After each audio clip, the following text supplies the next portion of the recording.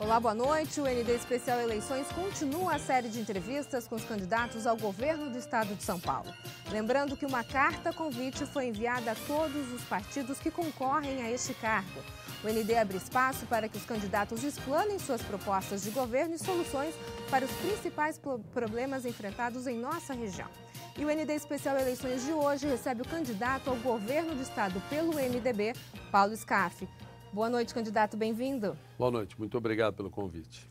Começar falando sobre a sua relação com o partido. Quando a gente fala de partido, se fala em ideologia. E o senhor é do mesmo partido que o presidente Michel Temer. O senhor pretende governar São Paulo da mesma forma que ele está governando o Brasil? Bom, primeiro, boa noite a todos. Obrigado aí a Band pela oportunidade. Obrigado a todos que estão nos acompanhando. Uma boa noite a todos. Na realidade, você pergunta isso porque partidos políticos hoje não vivem a melhor imagem. O MDB e todos os demais partidos políticos. Na verdade, o que o eleitor vai prestar atenção são nos candidatos, né? Eu tenho a minha história, durante a minha vida, eu não tive padrinhos, não. Eu entrei na política sem padrinhos, eu tenho minha vida empresarial sem padrinhos e tenho a minha história. Minha história são 13 anos como presidente do SESI, do SENAI, nos últimos 4 anos como presidente do SEBRAE, fazendo coisas boas, investindo fortemente na educação, na formação profissional, no emprego, no desenvolvimento. Como empresário, eu sei fazer isso e pretendo, se for governador, fazer muita coisa boa para o São Paulo. Então, na verdade, eu tenho a minha história e questão partidária, todos eles passam hoje um momento de imagem não muito boa, mas eu tenho certeza que o eleitor vai se focar no candidato. Afinal de contas, eu sou o candidato a governador e caso seja eleito, eu serei o governador de São Paulo, ninguém mais. O senhor não teme que essa ligação do MDB e da sua ligação com o presidente Michel Temer, que hoje tem uma rejeição histórica de 82%, possa, de certa forma, atrapalhar a sua campanha? Não tenho nenhum temor. Eu repito, eu não tenho padrinhos, eu sou o candidato. Paulo Scaff é o candidato a governador de São Paulo. Se for eleito, se for da vontade de Deus, por decisão dos eleitores de São Paulo, eu tenho certeza que ninguém vai se arrepender, não. Eu tenho a minha história e caso eu seja eleito, eu seria o governador de São Paulo. Aliás, eu não aceitei, diferente dos meus adversários, não aceitei coligações, porque as coligações são acompanhadas por favores, trocas. Concessões, né? Concessões, você já começa um governo não podendo governar, porque inicia seu governo, o partido X indica a equipe da saúde, o Y da segurança, o Z da educação e assim vai. Eu não aceitei coligações. O meu governo, caso seja eleito, eu vou poder escolher as melhores pessoas, as pessoas honestas, corretas e competentes para diversas áreas. Pretendo fazer o melhor governo que São Paulo já viu. E também na formação da minha chapa, também já foi diferente. Convidei uma tenente-coronel mulher para ser a minha vice, a tenente-coronel Carla. Primeira vez na história de São Paulo, uma policial mulher como candidata a vice-governadora. E para uma das chapas do Senado, também pela primeira vez na história de São Paulo, uma mulher negra, uma psicóloga, filha de analfabetos, que lutou, trabalhou e conseguiu ter 5 diplomas e dedicou a vida pelas pessoas mais carentes. É a Cidinha, ela é uma das candidatas ao Senado. E a outra vaga do Senado, um histórico do MDB, que foi deputado algumas vezes, Marcelo Barbieri, foi prefeito de Araraquara, uma importante cidade de São Paulo. E assim, então, realmente, as minhas atitudes são coerentes com o que eu tenho pregado, tenho dito. Ou seja, fazer uma chapa diferente, não aceitar coligações e montar um grande e forte governo para resolver os inúmeros problemas que São Paulo tem na área da educação, da saúde, da segurança, do emprego, e tudo isso eu sei fazer. O que hoje o Scaff de hoje está mais preparado que o Scaff de 2014? Olha, em 2014, eu só quero agradecer o eleitor de São Paulo, que me deu quase 5 milhões de votos. Eu fui o segundo mais votado em São Paulo e o mais votado do meu partido do país todo. Mas, sem dúvida nenhuma, o Scaff de hoje, ele amadureceu mais 4 anos. A vida faz com que você fique mais experiente, mais maduro, menos ansioso. Então, eu diria que o SCAF de hoje é menos ansioso e eu tenho, assim, muita consciência, e já tinha em 2014, estou muito preparado para governar São Paulo. Mas, como eu já disse, precisa ser vontade de Deus e a decisão dos eleitores de São Paulo. Se for eleito, ninguém vai se arrepender, eu garanto. E, caso contrário, vou agradecer da mesma forma a todos. O senhor acredita em entrar no segundo turno? Todas as pesquisas, sem exceção, me colocam ou na liderança das pesquisas ou empatado na liderança do primeiro turno. E nas simulações de segundo turno, todas eu fico em primeiro lugar. Então, eu acredito que os eleitores de São Paulo, mais uma vez, estão confiando, renovando a confiança em mim. Eu só tenho a agradecer a todos. Agora, nós temos que ter a humildade, a tranquilidade, o equilíbrio de aguardar o momento certo. O dia mesmo que nós vamos saber o resultado dessa eleição será no dia 7 de outubro e nesse dia é que nós vamos saber o resultado.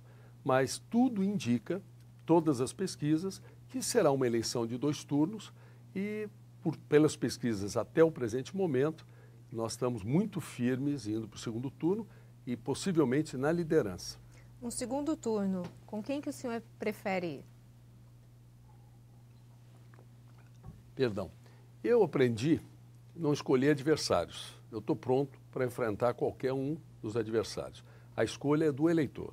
Então, não serei eu que vou escolher meu adversário. Aquele que foi escolhido pelo eleitor e eu tiver que disputar no segundo turno, eu farei com muito prazer.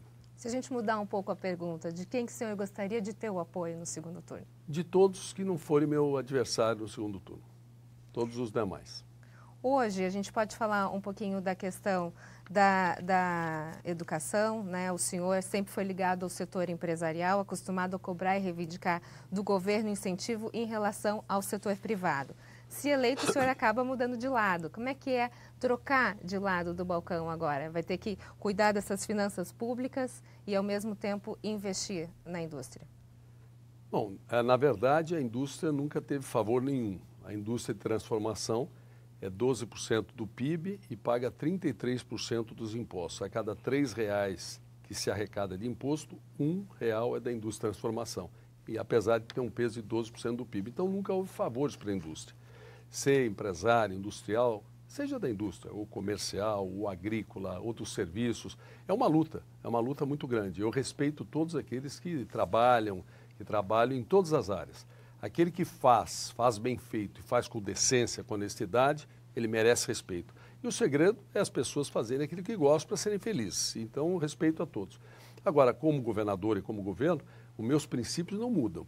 Eu sempre fui contra aumento de impostos. Eu não permitirei, como governador, qualquer aumento de imposto, naturalmente.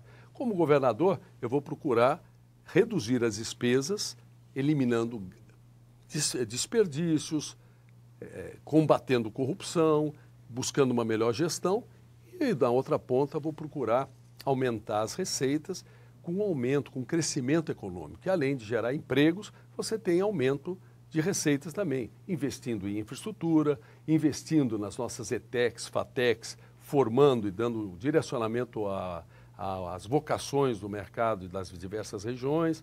Aqui na Baixada Santista, por exemplo, nós temos clara a vocação ao turismo, a vocação à logística portuária, a vocação ao polo industrial de Cubatão, a vocação no Vale do Ribeira para as cadeias da banana, do palmito. Então, nós vamos fazer com que os cursos técnicos formem mão de obra com o objetivo, como fiz no Senai, do emprego. No próximo bloco, a gente continua a falar sobre política. Nós voltamos em instantes. Até já. O ND Especial Eleições está de volta e a gente conversa hoje com o candidato ao governo do estado pelo MDB, Paulo Scaff. Candidato, a gente estava falando sobre o incentivo que é possível se dar às indústrias e como fazer com que esse mecanismo haja um equilíbrio entre o governo e o setor privado. E a gente sabe que São Paulo gosta muito da fama de ser a locomotiva da nação, né? O que o Estado pode contribuir para tirar o Brasil da crise? Na verdade, primeiro, como governador, eu vou me preocupar, se for eleito, em tirar São Paulo da crise, né? Esta região, por exemplo, da Baixada Santista, nós temos desemprego, nós temos situações, por exemplo, a arrecadação de ICMS é mais baixa que outras regiões. Então, há necessidade de nós estimularmos aqui os negócios na Baixada Santista. Então, aqui o que eu imagino, em primeiro lugar, é estimular o polo industrial de Cubatão.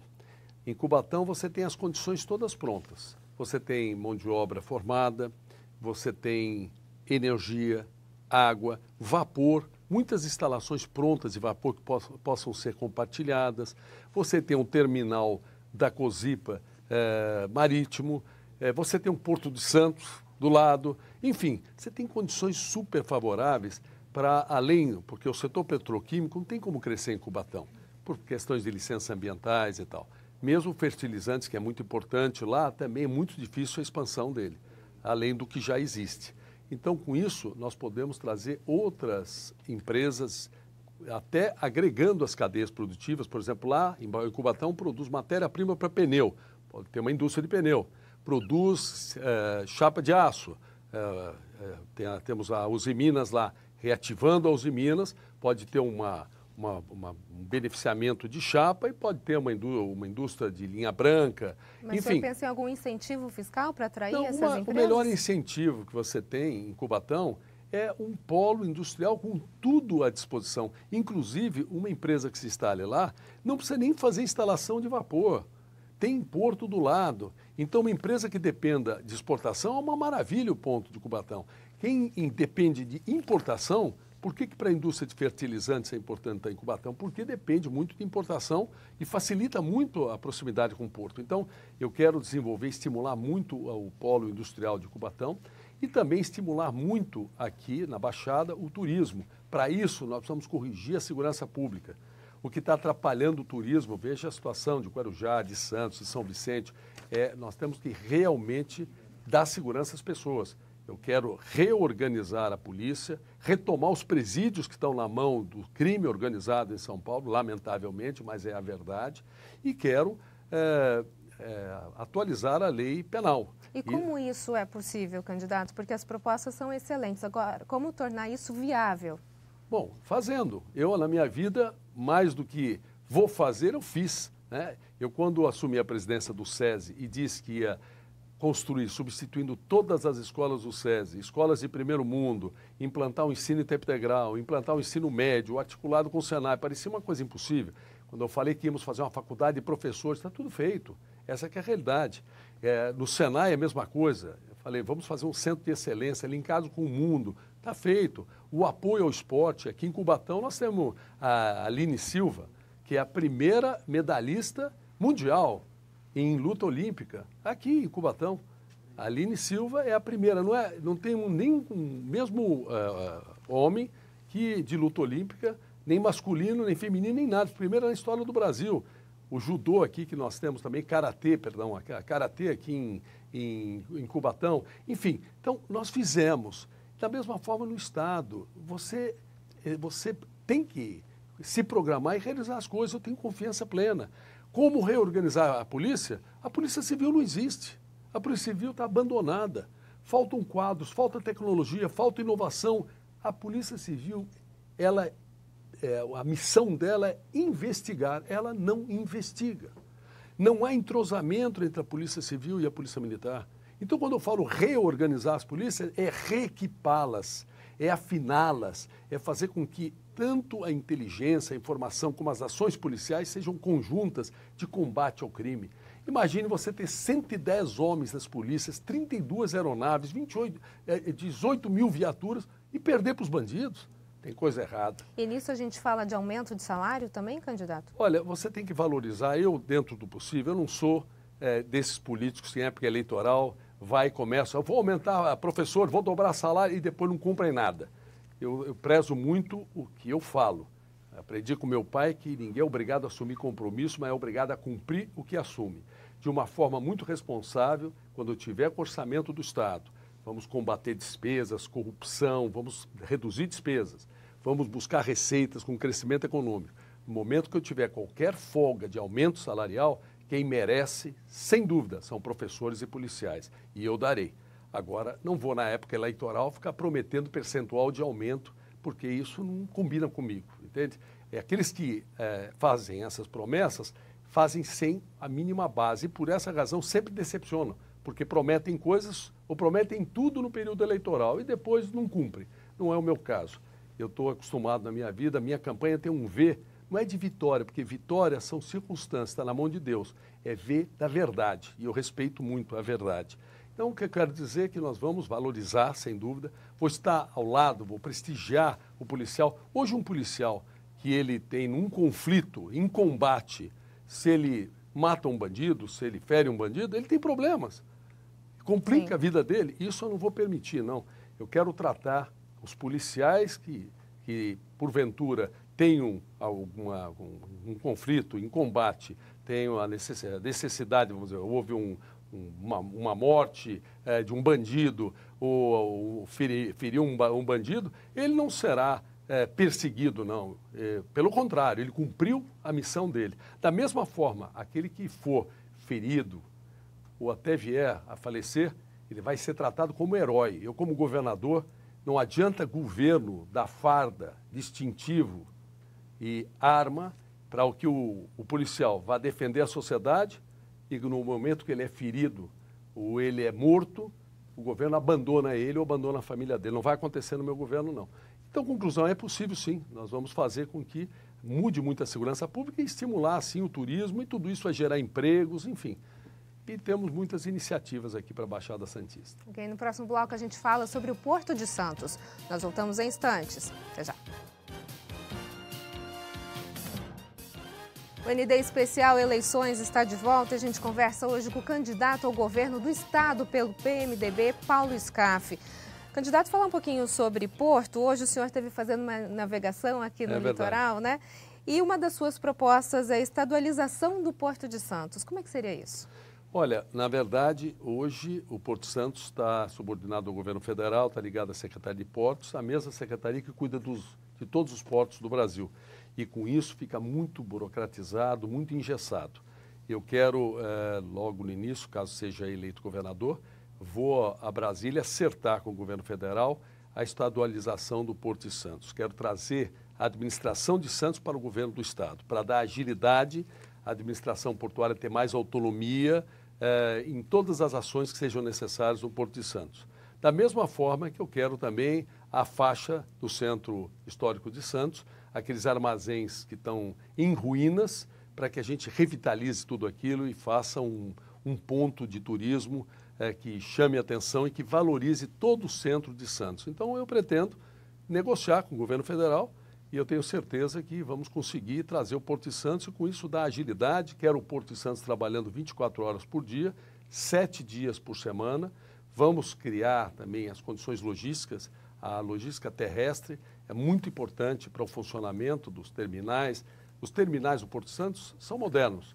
Agora, entrar no terminal, sair do terminal, aí é o grande problema. É ferrovia, rodovia, pedestre, tudo misturado, né? Precisa reestruturar isso tudo e eu pretendo fazer isso no Porto de Santos, colocando o Porto como um dos mais competitivos do mundo. No primeiro bloco, o senhor falou sobre a arrecadação do ICMS como uma das menores do país. Agora, a alíquota do ICMS aqui no estado, no Porto, é uma das maiores. Isso faz com que muita carga acaba não sendo utilizada aqui em Santos e vá para outros portos, como o Porto de Itajaí e o Porto do Espírito Santo.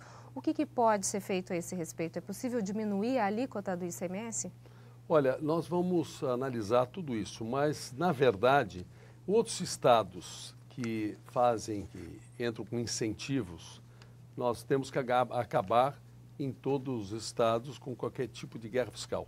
Né? Eu até pretendo, para não levar mais as indústrias de São Paulo para fora, também como governador, que o governador de São Paulo tem que ter a liderança política, né, de conseguir aprovar leis em Brasília, de ter força no governo federal, aprovar a resolução número 1 de 2013 do Senado, que regula o ICMS entre o estadual, passando da origem para o destino, com isso acabando com a guerra fiscal. Então nós vamos entrar na briga, mas não é para continuar brigando, para acabar com a briga.